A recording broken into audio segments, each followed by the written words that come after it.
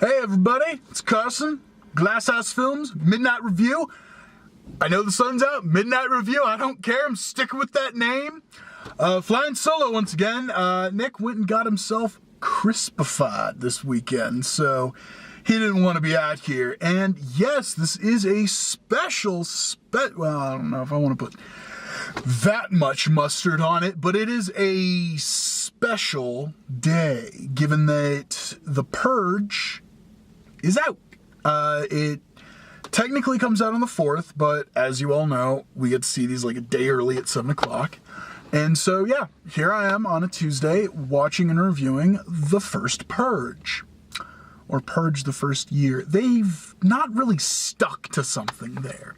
Whatever. Which segues into probably how I feel about this entire franchise. Whatever. The first one was fine. Ethan Hawke and Lena Headey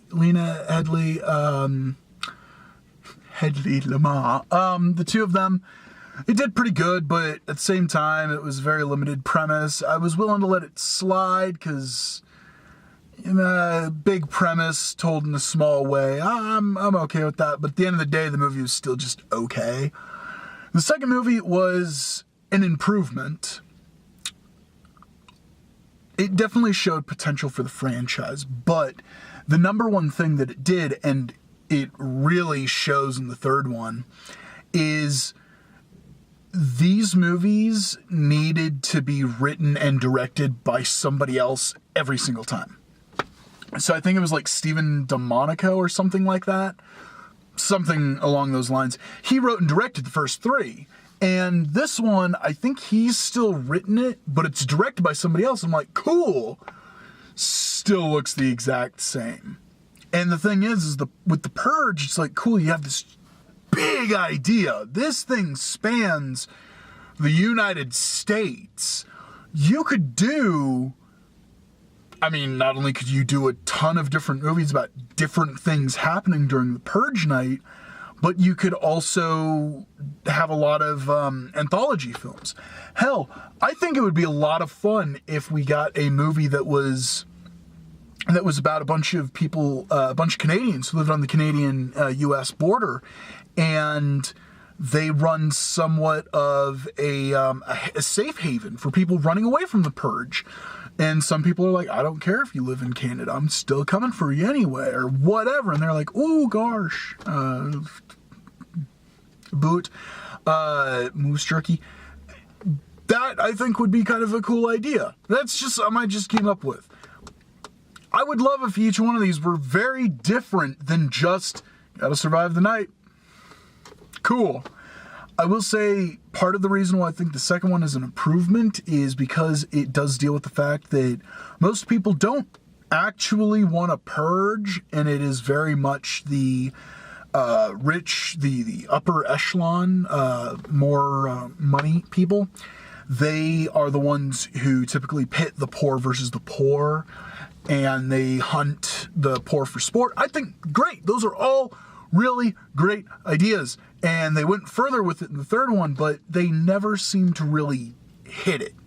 There was never really a super insightful moment. It's just like, here it is. And I think that has to do with the fact that the Purge is just a very blunt force metaphor. It's a blunt tool. So but I think that it is a tool that some other directors and writers can use to tell really interesting stories. However, I still don't think we're going to get that with this one. Especially, I really think it was the wrong thing to do by having the end of the Purge. Like, that's what the third one is. It's election year. It's about ending the Purge. And now we're going back to the first one. We're probably going to dick around somewhere in there. I'm like, no. That one shouldn't have come out when it did. Have that be the end to your franchise. So, with all that being said, I hope this is good. It's about the first Purge, but it is, a bunch of people in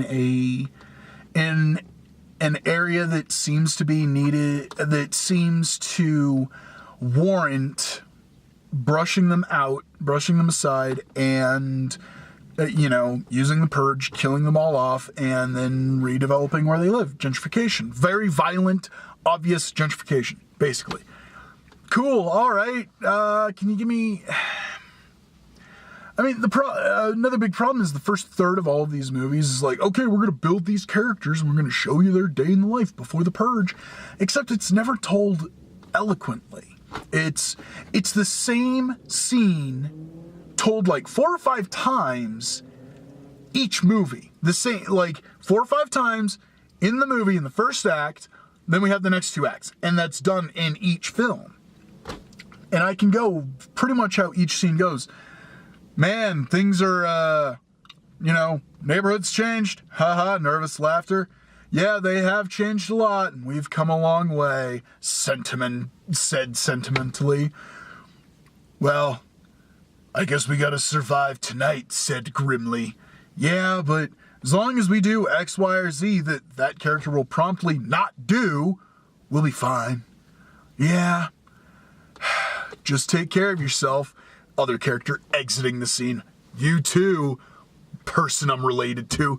That's 4 or 5 times in each of these movies. We've seen him like 15 times already. Jeez. And now we're just getting it again. So, I hope it's good. So, I'm gonna go watch this. See you in a bit. Isaiah, come say bye. Go do your thing, sis. Always. I'll see you tonight.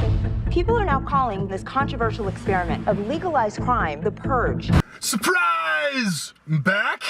Look who I found. It's my brother. Hi. All the way from Massachusetts. He came out to see this movie with me. I'm so honored. Only reason I'm here. Only reason he's here. Only reason. Yep. So, anyway, just got out of Purge. The first Purge or Purge the first year? First Purge. Okay, you're right. The first Purge.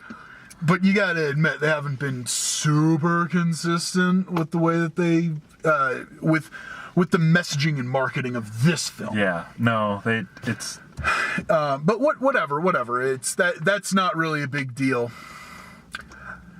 I think if you like the other Purge movies, you'll like this one. Yeah, it's like, it has more jump scares than the second one, I think, but, like, it also had, like, a bunch of action in it, so I wouldn't consider it, like, total horror movie. Yeah, I mean, these ones, since the second one, have straddled that horror action line, and I still feel the second one did it the best, because you don't need a lot of action to drown out horror. Like, it's not a direct one-to-one. And especially when the whole premise is about murder. Yeah. And, like, killing and stuff like that. Yeah, and so I really feel like the first one was very much like, this is a horror movie, and everything since then, action horror, and that's okay. Yeah. That's. I mean, I like action movies, I like horror movies. You mix them together well, you get aliens. Or The Purge. If you don't mix them together well, you get these Purge movies.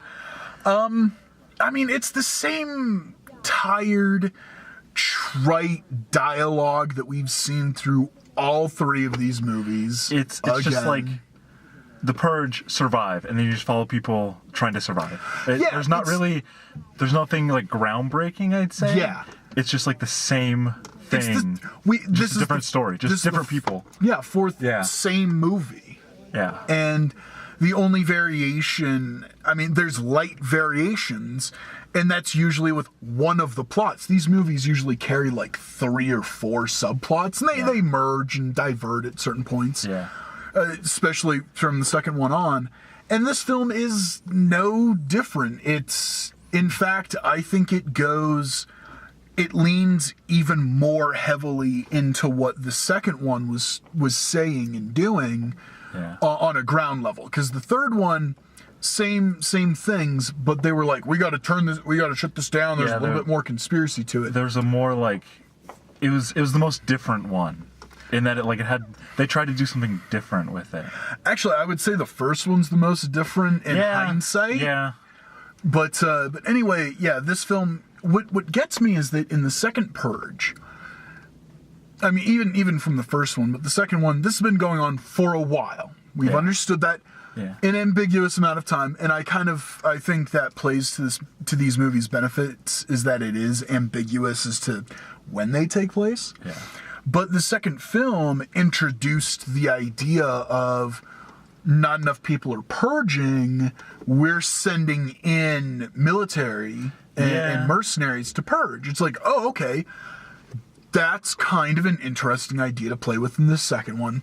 The third one continues it, but morphs it to be more, okay, we're using this to take out a political rival. Yeah, it was more politically based. Which I kind of applauded in that regard. Yeah. And this film is just going backwards. Yeah. And it's like, okay, they've been doing this since the first one? Because the second one implied that numbers were naturally very high, and then they started to dip, so now they've had to bring it back in. This film, it's from the start. And I'm like, okay. It's like it all seems fabricated. Okay, before we continue with the story, speaking of fabricated, holy crap, there is the worst instance of green screen I have ever seen in a major Hollywood production since like 2003 in this film. Which part? Near the beginning, they're kind of talking, all these news broadcasts are talking about the purge and everything. And then there's a guy from basically CNN talking with Marisa Tomei, horribly wasted in this film, and her boss. Yeah. And anytime they went to a wide shot, you could really tell in the wide shot, it's like, oh, they just filmed this and the background's just a green screen. Like, literally, you could see a hue of green. They were like fuzzy around the edges. I'm not even joking. Someone's getting so fired. It was embarrassing. And then when they did close-ups, it was a little better, but once your eyes knew what to look for, it's like, this is bad. Like, they really couldn't pull them out of that office environment they were in for like an afternoon. Yeah. But anyway, it's the same old thing. Do they do it any better than they've done it in the past movies? No. What I think the second film did really well and the third film did okay is that the second film gave us one really gnarly protagonist who he had a mission. And the movie wasn't about surviving the purge, it was about his mission. Yeah, it was about getting it done. Yeah, because he reluctantly did everything else. Yeah. But at the end of the day, it was still his thing that he was doing. And that's what kind of made the end of that film, it was grasping for poignant. Yeah. The third film, kind of along the same lines, it's not, the purge is now a political weapon to use. Great. But it's almost as if when these films are directly about the purge is when they're at their worst. Yeah. And that's what this film really is it's directly about the purge in the most obvious way. The writer of this film, he's the writer of all of them. I don't think he does metaphor well. I mean, the purge is a very blunt metaphor. It's a very blunt tool. Yeah. And he hasn't gotten better at using it. He has not become better at wielding it. There's a lot of things you could do with it, and he's just like, nah. It's just, all it is just like, if you like The Purge, you'll probably like this movie. Because it's The Purge. If you like the concept, it's that. And it's got your pretty standard level of violence. I mean, it's weird. As they go on, it's less horror violence. Yeah. This film, there's one major exception, and it made me really uncomfortable. Yeah, that was a little, okay. Not great. Okay. I'm surprised we haven't seen more of that. Actually, it's not only that, but it was what it was setting up. Yeah. Like, I mean, it's all within the same scene. Yeah. So I'm okay talking about this. This is really gross sexually. It might trigger people. A character gets snagged. They're starting to be pulled down. It's like, oh, what's gonna happen? Oh, it's very clearly rape that's gonna happen. And the camera lingers on a character doing a thing that's really gross. Yeah. Like, if we're talking sexual misconduct in film, displaying it on film. There is a language to be used. If you want to, I mean, groping of the breast, gross. This is all gross, but there's levels of gross to it. Grabbing the breast, that's kind of seen as like, okay, that's pretty typical. It's the gross message is and getting obvious, there. but it's getting there. Yeah. Or, fondling the neck or grabbing the shoulders or whatever. This is really, really direct and very disgusting. Yeah. All to set up a "don't you grab my pussy" joke. Yeah. Which, it's not the most disgusting part. I was about ready to say it's the most disgusting part. It's not the most disgusting part. However, it is still really, really bad. Yeah, it's extremely uncomfortable. And if like you were there with your family and you were watching that, like in the living room, you'd just be like, oh God. Like I was sitting next to you and I'm just like this. No, I take that back. I was sitting in public watching this film and I'm like, this is disgusting. It's not great. It could have been cut out. Yeah. There's absolutely no reason. There's no reason. Because it happened and then there was nothing left of it. Like nowhere ever did it ever come back, or was it ever like alluded to? Well, not only that, but it's like, okay, one of the things with the wording of the Purge is kind of in its benefit in this regard is it says all crime up to murder is totally legal, right? Well, it's all crime including murder. All crime including murder. Sorry, that's what I meant. All crime including murder, totally legal. Okay. That means we don't have to talk about rape and sexual assault. Yeah. We don't have to. We're not going to. That's not what people... That's not like what the Purge is kind of about. The Purge is like more centered on like murder and like violence. Murder and like violence. Yeah, you're gonna have the other stuff, but it's like... But we're not gonna talk about that in this film. That's not about that. And it's been with all the Purges, which has kind of been surprising.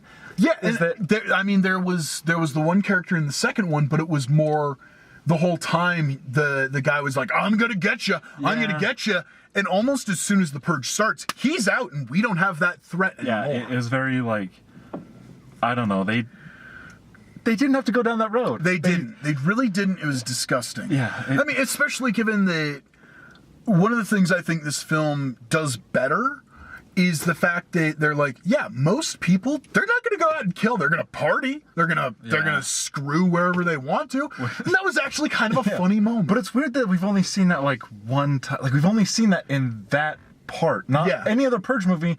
We've never really seen that. And I will also give the series this credit. Very, very minimal to almost no like nudity. I don't think there's hardly any. And in this one, you see a butt. Yeah. But like that's what you see. That was like the most like nudity there was. I will give but even then it's like, wow, first you give it here and suddenly so with that being said, the characters, Isaiah, his sister, again, very blunt tools being used here. Dmitri, it really was. It started to feel like there was going to be 3 stories going on. You always knew Isaiah and his sister were going to cross paths again. Yeah. And then Dmitri, and then there felt like there was going to be a third rail. I'm not going to say who, but you know who. And then that rail gets stopped, and it's like, that's it. That's it. Okay. Yeah. Whatever you want to do, guys. Like, sure. So, yeah, Isaiah and his sister is just kind of... So, Isaiah and his sister, they are just 2 lower-income individuals who live... this all takes place on Staten Island. They're 2 lower-income individuals. Isaiah started to sell drugs to make his way, and his sister protests. We don't really have a sense of what her job is. We don't need to, but she protests. Yeah. Okay. And so Isaiah is kind of his pride is wounded, and that's why he goes out for the Purge. His sister goes out to find him. Yeah. That's that story. And then Dmitri is the local kind of king of the, I forgot what they called him. King of the Park? Yeah. Yeah, something like that. King of the Park is what they refer to him. He's the local kingpin. But he seems to be a pretty affable dude. Yeah, he seems like the kind of guy who's like, we don't sell this stuff to kids. Yeah, he's very like, I'll help the neighborhood in other ways than like having him work for my gang. Doesn't use his own product, stuff like that. Yeah. It's your typical playbook of like, this guy's a gangster, but he's an okay gangster. He's on the up and up. He's good. He's one of the good gangsters. Good guys. Yeah, I guess. But I will say for his performance, I actually liked him when he was full action hero mode. I'm like, you know what? Like the last third of the movie? The last third of the movie, yeah. I'm like, you know what? They ever decide to bring, like, Wolverine back in some way? I would actually like to see him as Wolverine. He definitely can portray, like, a strong, like, a kind of like a hero or a war hero character. And he also holds himself in a certain way that I could also see him in, like, a John Wick film. I kept thinking, like, he kind of looks like T'Challa. Like, I kept thinking that. Like Chadwick Boseman. He kind of he has a very similar face and his haircut also. But yeah, I could very much, because he carries himself in a certain way. Like, he has real presence. Yeah. And I want to see that guy more. I'm going to go look him up, and I want to see more of what he's in. The second Purge. Yeah. So, it's... At the end of the day, it's just another Purge movie. Yeah. And if you like it, you're going to like... If you like these movies, you're going to like this movie. If you like the second and third movie, you'll like this one. Yeah, I will The first one is... It kind of doesn't feel like a Purge movie. It just feels like a kind of a locked-in It's a prologue to the Purge films. Yeah. It introduces the concept for 90 minutes. Yeah, it's like, here's what happens on a small scale, it's a really small scale, and then everything else is like, everything's on a big scale of like going throughout the city. That's what I initially thought this series was going to do. Is the first one was like, oh, this is a siege film, cool. Yeah. The second, which I'm a huge fan of, like siege films, I'm a big fan of them. Then the second, The Raid. Oh, I love The Raid. And The Raid 2. Oh, so good. That's where we got our start. And then the second film was more kind of like Escape from New York-ish. Yeah. And I'm like, ooh, that's cool. And then the third film, I'm like, oh, what are they going to do now? It's the same as the second one. Yeah. Fourth one, it's the same as the second and third ones. And honestly, I'm like, wow, 4, we're stagnating now. But the possibilities are endless. Like, I would totally be down for a Purge film that's just about the implications of the Purge, that deals with the cleanup crews. The day after the Purge. Yeah, I would be totally fine with that. Like, we're part of the cleanup crews, and we have to deal with the fact that, you know, my neighbor went and murdered some of our other neighbors. And it's like, now you have to work with that guy every day as you're Yes, now I have to go back to work with them. And they start to approach that a little bit here when there seemed to be like think pieces. They just said that they were like, oh, an interesting thing we've noticed are people are wearing masks. Yeah. It's like, is it out of pride or shame? Yeah. And then that's literally it. And I'm just like, Maybe they're foreshadowing the next movie with that. They're like, the mask industry. That's what it'll follow. Oh yeah. Oh shit, dude. Have you seen Halloween 3? Oh shit, if they did like a Halloween 3 but with Purge masks. Yeah. Perfect. But I would be interested to see if maybe the next one, the whole time, steal my idea and I'm coming for your ass, Hollywood. The next film, they have, you know, maybe it's like 6 months before the Purge. People are like, they're reviewing footage of the Purge or like the newest, like the hottest, well, they talked about like highlight reel. They talked like buying weapons and stuff like that. Yeah, and they've done that before, but what I was going to say is like the newest highlight reel from the last year's Purge is now out. It's edited, it looks fantastic. #1 killer, Ghostface. I know that's from Scream, but Ghostface. And it's like you see this guy, he's just ripping dudes up left, right, and center. It's like, this guy makes, and everyone's talking, they're like, this guy makes murder look like art. This person's horrible. How do they live with themselves? What is it they do? Smash cut. It's this person, and we follow them and why they purge. And the very end of the film, mask on. That would be cool. It's like top 10 tactics to purge. Yeah. Oh shit. I would love like the a YouTube industry. Yeah, just like. Yes. Like what to do if you find yourself in a purge. Yes. Oh shit. That's one of the biggest things that was cool about the first one is that Ethan Hawke had gone from just kind of this schlubby dude to suddenly very rich because he's selling all of these people massive home security systems. Do more of that. That's insightful. That's cool. Your racism allegories are not welcome. If you can't handle it right, if you can't play with this toy right, you don't deserve to have it, movie. They're pushing like ever since like the third one, they're pushing like race. Really hard. Second. It was the second one they really did. But the second one wasn't as bad. They've all been pretty bad about it. The second one started it though. Yeah. Third one they really got into it because the end they are saving a bunch of black people who've been taken to like the sacrificial chamber. Like the room that they're in at the very end. Yeah, and with the exception of Frank Grillo in the second and third one, and then the senator lady in the third one, all of the protagonist characters, all of the people we're supposed to like, are all black. Yeah, and I'm not saying it's bullshit or whatever. I'm just saying the film likes to make a deal. It seems like this might sound, but it seems like that's like easier to do.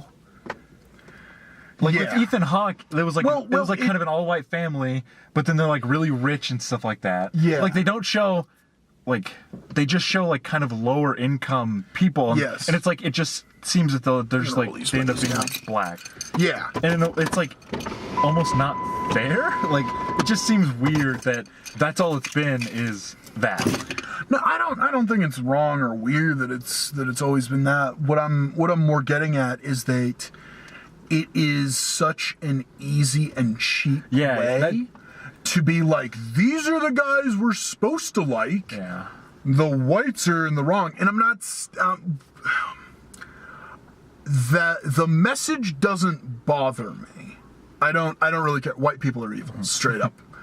It's the fact that it's lazy storytelling to get you to that point. Yeah. And I mean, and that's it. I mean, really, there's not anything deeper to it that I think we need to go into with that. But yeah, just okay, great.